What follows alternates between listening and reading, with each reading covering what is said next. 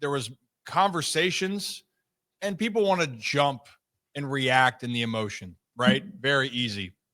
And I get it. I understand it. Guys want to see change immediately. Well, I don't think we're going to see that necessarily with some of these teams, but a lot of teams have expectation.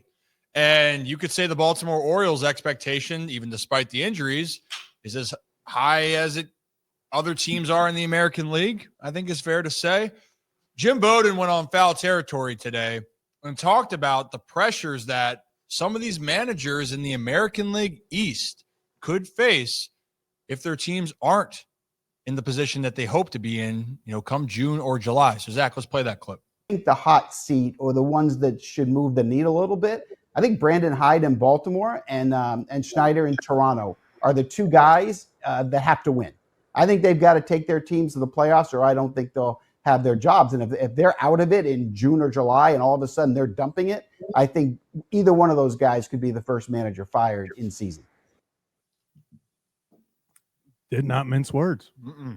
And you know what? I'll start off, and I agree with him 100%. I could not agree more. I actually said on Kevin and Zach React, I've been saying the only time I think genuinely that the Orioles would react in a manner to where they're like, okay, we need to move on from Brandon Hyde midseason was you'd have to fall 15-ish games below 500 before the All-Star break. It would have to be such a horrible just pretty much season. There's no hope that you make the playoffs. It'd have to be pretty bad to go midseason. So I'm not sure that happens. But there should be if you don't make the playoffs, you're fired at, kind of stigma, kind of rumors going around because it's true. That's how it should be. And, he wins the AL East. They don't win a playoff game. Okay, next step is you get to the playoffs. You got to win a game, win a series, get back to the playoffs after getting just edged out by the Yankees for the division. No big deal. Whole goal is to make the dance. Can't win a playoff game again. If you go a third straight year, not only not winning a playoff game, but now you don't make it to the playoffs, I think that would be grounds to where you have to make a move. And would it all be Brandon Hyde's fault? No. He can only do so much as a manager, but you would have to switch something up. The definition of insanity is doing the same thing over and over and hoping for a different result. So I think just off of that basis, I agree completely. If the Orioles miss the playoffs, I would be floored if Brandon Hyde is still the manager come next season. I just think it's more of the reality of business. Just talk about the business of the game. And reality of, expectations. Yeah, but this is where I want people to go. And for all the ones that, it's interesting, Zach. We do this every Tuesday, Wednesday, and Thursday from 2:30 to 4:30 p.m. Eastern time.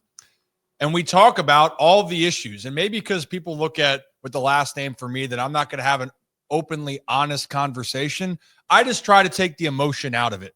I try to, because you got to look at it from a business.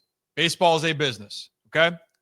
When the Orioles got rid of Buck Showalter, Buck, you could argue, not argue, he did have the best 5-year, 6-year run for the Orioles when they were going. They had the most wins in the American League for a 5-year period, Zach. Yeah. But when the Orioles had that terrible year and you knew changes were going to be made, you wanted the fresh start. That was the business. New GM coming in with Mike Elias, resetting, and that's it. Is Buck Showalter a great manager? Absolutely. But the context of what happened, you have to make a decision. They made a decision and moved on. With Brandon Hyde, I think that whether the injuries or not, that's just the nature of the business. Look around Major League Baseball. You need to win. Some organizations will be a little bit more lenient. Others, they expect to see improvement. And for Baltimore, they were ahead of the curve. They've won games the last 2 years, specifically 3 straight winning seasons. I don't want to underplay that at all. But it's going to be just like when it was Buck Showalter. Do you feel like the team's going in the direction you want? And if they aren't with who is running, then you're going to make a change.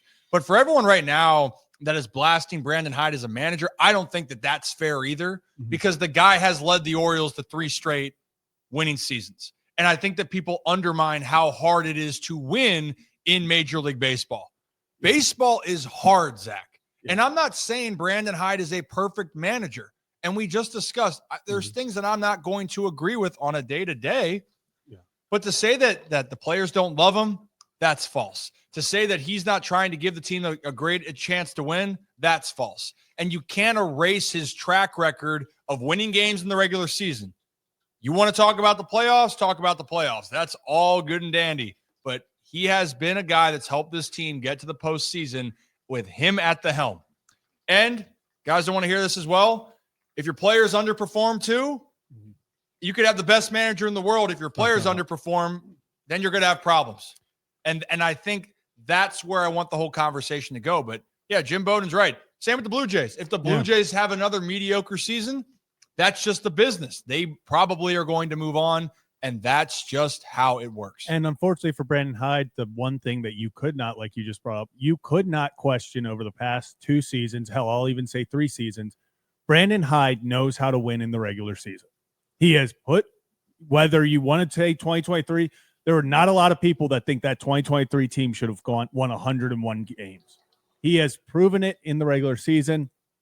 He hasn't proven it in the playoffs yet.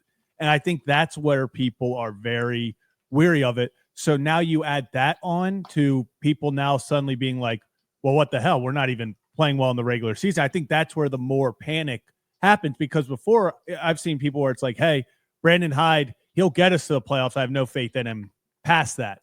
Now you start having people where it's the unfortunate, well, does he even get us to the playoffs right now? And like you said, we talk about, lineup construction all the time. I blatantly have said I don't agree with his lineup construction. I think you should have your best players at least your core players. I understand if 6 through 9 is rotating depending on the day.